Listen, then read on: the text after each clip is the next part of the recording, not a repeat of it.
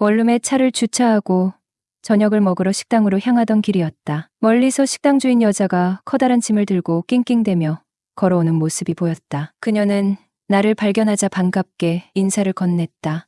어머, 총각이구나. 아, 네, 안녕하세요. 오늘은 퇴근이 조금 늦으셨네요.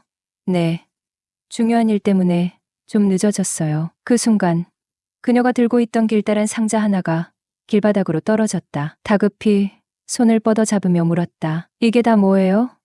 이렇게 많이 혼자 들고 오신 거예요? 네, 생필품이 다 떨어져서 오랜만에 마트에서 이것저것 샀더니 짐이 많아졌네요. 나는 자연스레 몇 개의 짐을 들어 올렸다. 어머, 괜찮아요. 떨어진 것만 올려주시면 되는데. 아니요. 어차피 식당에 가는 길이에요. 아이고, 정말 미안해서 어쩌죠? 이게 미안할 일이에요? 우리 사이에 이러시면 섭섭하죠. 하하, 그런 건 아니고 고마워요. 그렇게 식당에 도착했고 그녀의 방으로 짐을 옮겨주었다. 짐을 내려놓고 문을 나서려는데 그녀가 다급히 불러세웠다. 저 총각. 네, 미안한데 이왕 신세진 김에 부탁 하나만 더 해도 될까요? 뭐든 말씀하세요. 사실 이걸 어떻게 해야 할지 몰라서요. 그녀가 보여준 건 새로 산 변기 커버였다. 잠시 망설이며 속으로 생각했다. 제 길. 이런 건 신랑이나 애인한테 부탁해야 하는 거 아닌가? 이리 주세요. 제가 해드릴게요. 욕실로 들어가 변기 커버를 조립하며 그녀의 상황이 어쩌다 이렇게 됐는지 궁금해졌다. 작업을 마치고 나와 말했다. 설치 다 됐습니다. 이제 가볼게요. 정말 고마워요, 총각. 정태 씨 보기보다 듬직하고 남자다움이 있네. 그럼요. 겉으론 비실해 보여도 장근육 꽤 있습니다. 하, 상남자였구나. 그녀는 날 한번 훑어보며 얼굴을 살짝 붉혔다. 왜요? 상남자 좋아하세요? 그치. 여자치고 상남자 싫어하는 사람 있을까? 그럼 오늘 저녁 식사는 저랑 같이 하시는 건 어때? 오늘 신세 진 것도 갚을 겸 제대로 한상 차려드릴게요. 정말요? 얼마나 제대로 차려주실 건데요? 그녀는 주방에서 한참을 지지고 볶더니 금세 진수성찬을 내놓았다. 식탁에 앉아 음식을 보며 감탄했다. 우와, 이건 서방님 대접도 이런 대접이 없네요. 서방님 대접이라니. 참 말을 재밌게 하네. 여자를 만족시키면 밥상이 달라진다는 말 있잖아요. 그래 반은 맞고 반은 틀리다. 암튼 총각이 날 만족시켜준 건 맞으니깐. 호호. 아, 배부르다. 이런 밥상 다시는 먹기 힘들겠죠. 정말 잘 먹었어요. 왜? 혹시 모르지. 사람이 왜 이렇게 부정적이야? 요즘 애들은 밥도 할 줄 몰라요. 다들 배달 음식 시켜 먹지. 엄마가 차려준 밥상 빼곤 아줌마 집밥이 처음인거려. 그래, 그럼 총각 말대로 날 만족시켜주면 되잖아. 그럼 내가 맨날 밥 차려줄게. 네. 아줌마도 참. 장난 그만 치세요. 저녁 식사 후 커피 한 잔을 마시며 이야기를 나눴다. 그러다 그녀의 이야기를 들을 수 있었다. 1년 전에 이혼하고 지금은 혼자 지내고 있어요. 그리고 자연스레 나이에 대한 얘기가 나왔다. 정태 씨는 몇 살이에요? 저요? 올해 28살입니다. 난 올해 40살. 정말요? 저는 누나가 저랑 또래인 줄 알았는데요. 거짓말. 지금 놀리려고 하는 거지? 아니에요. 저 사람 나이 잘 맞추는 편인데 완전 틀렸어요. 누나, 너무 어려 보이세요. 그녀는 기분 좋은 미소를 지었다. 어머, 정말 그렇게 봐줘서 고마워요. 정태 씨는 말도 참 예쁘게 하네요. 그러면서 자신의 번호를 알려주며 말했다. 앞으로 집밥 먹고 싶으면 언제든 연락해요. 어이구, 말이라도 너무 고마워요. 언제든지 연락하라는 말이 참 듣기가 좋으네요. 말로만 그러는 거 아니니깐 언제든지 연락해요. 그날 밤 그녀와의 대화와 따뜻한 한 끼는 마음속 깊이 남았다. 무언가 새로운 인연이 시작되는 듯한 예감이 들었다.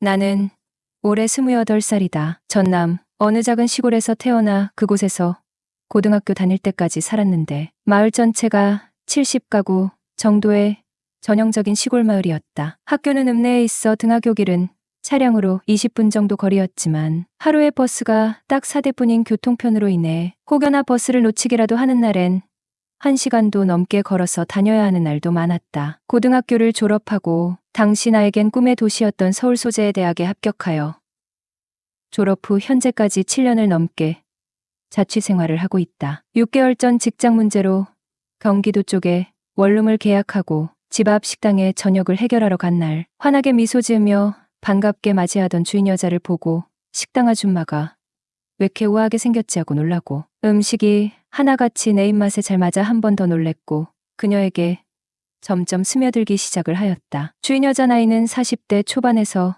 잘해야 30대 후반으로 보였으며 상냥한 말투의 배우 장미희님 느낌도 살짝 났다. 하루는 맥주 한잔하고 집으로 돌아오는 길에 단골 식당 간판에 불이 켜져 있는 거다. 시간은 밤 9시가 넘어가고 있었다. 이 시간엔 보통 손님을 받지 않았는데 식당 문을 열고 들어서자 아줌마와 눈이 마주쳤는데 나는 그만 당황하여 얼굴이 빨개지고 말았다. 식당 한켠에 쪼그리고 앉아 여자 2명이 수다를 떨며 열심히 파김치를 담고 있는 모습이 너무나 사랑스러워서이다. 정태 씨, 이 시간에 웬일이세요? 저 아줌마 혹시 라면 하나 먹을 수 있나요?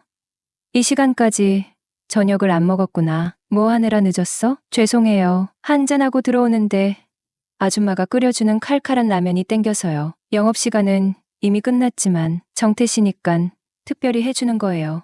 들고 있던 파김치를 내려놓으며 일어나려는 아줌마에게 너무 미안해서 아니요. 집에 가서 제가 그냥 끓여 먹을게요. 하며 나오려는 순간 그래도 내가 끓이는 거랑 총각이 끓여 먹는 거랑은 맛이 다르지. 기다려봐요. 방금 담은 파김치도 내줄 테니 맛도 볼 겸. 그때 옆에 있던 아줌마가 한다는 소리가 예, 너 혹시 저 총각이랑 몰래 사귀는 건 아니지? 어머, 총각 앞에서 못하는 소리가 없어. 그만해. 왜 그래? 언뜻 봐도 둘 사이가 심상치 않구만. 서방 없는 년이 젊은 총각하고 사귈 수도 있지. 안 그래요, 총각? 아, 네. 그럼요. 불가능한 일도 아니죠.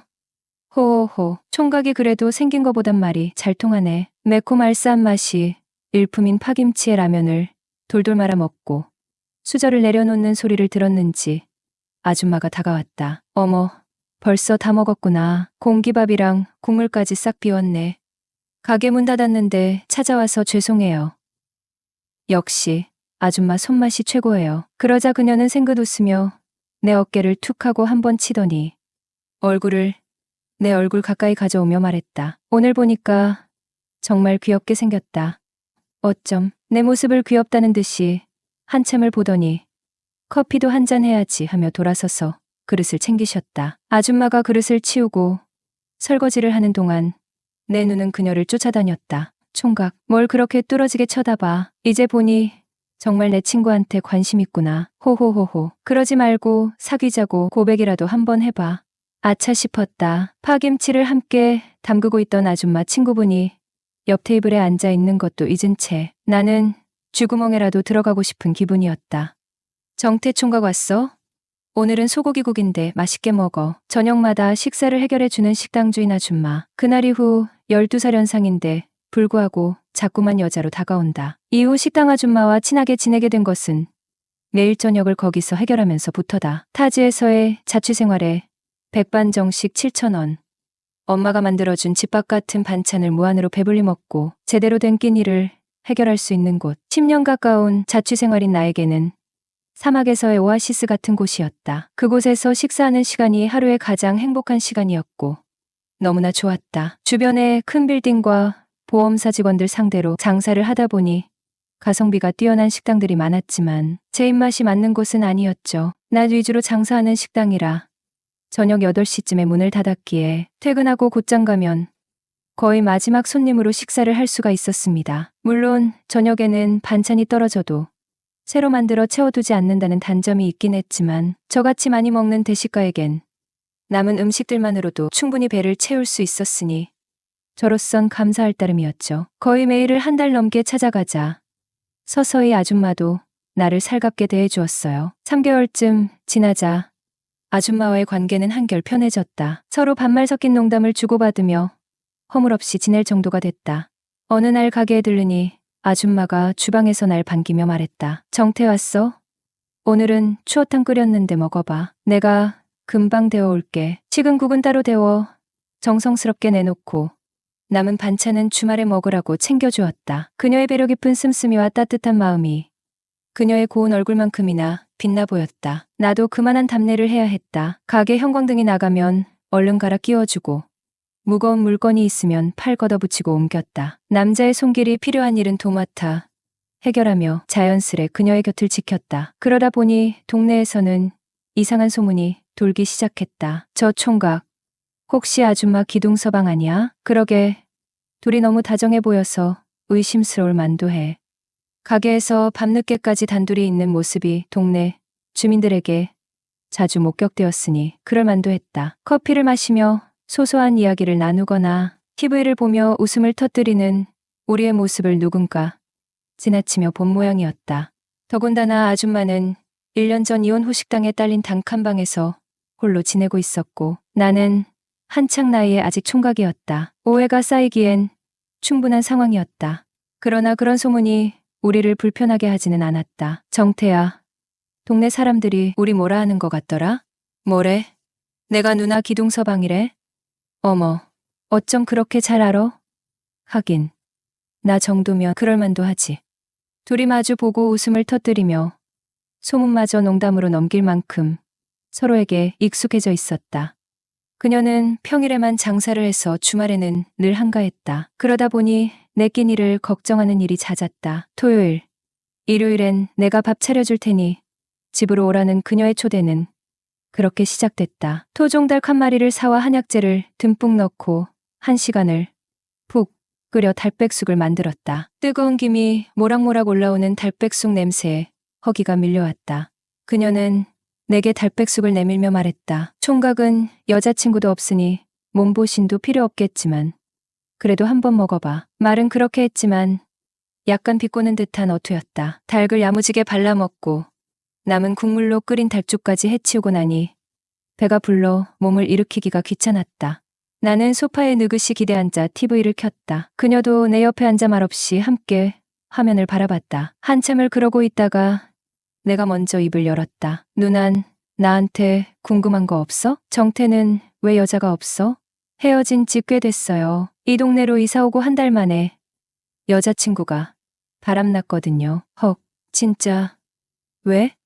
글쎄, 나랑 헤어지고 외과 레지던트랑 사귀더라고요. 뭐, 나야 중소기업 다니는 평범한 남자고 의사가 훨씬 낫긴 하지. 그랬구나. 그 뒤로는 아무도 없었어? 그때 너무 실망해서 그런지 지금은 여자 만날 생각도 별로 없어요. 그녀는 고개를 끄덕이며 잠시 생각에 잠겼다. 모르지. 누나 같은 여자가 나 좋다고 하면 한번 만나볼 수도? 얘는 나처럼 나이 많은 여자가 뭐가 좋다고. 연상만의 매력이 있잖아. 매력? 그게 뭔데? 음식도 잘하고 성숙하고 부담 없고 그리고 그거 잘하고 그게 뭔데? 해보지도 않고 잘한다는 건 또 무슨 소리야. 글쎄, 총각인 나보다는 나을 거 아냐. 그게 뭐든지 간에. 그녀는 피식 웃더니 말했다. 호호, 정태, 너 이제 보니 순진한 구석도 있네. 귀엽다, 너. 귀엽다고? 여자 눈에 남자가 귀여워 보이면 끝난 거라던데. 난 아닌데? 난 귀여운 남자 싫어해. 그럼 누난 혼자 산 지 1년 넘었다며. 애인 하나 만들지 뭐 했어?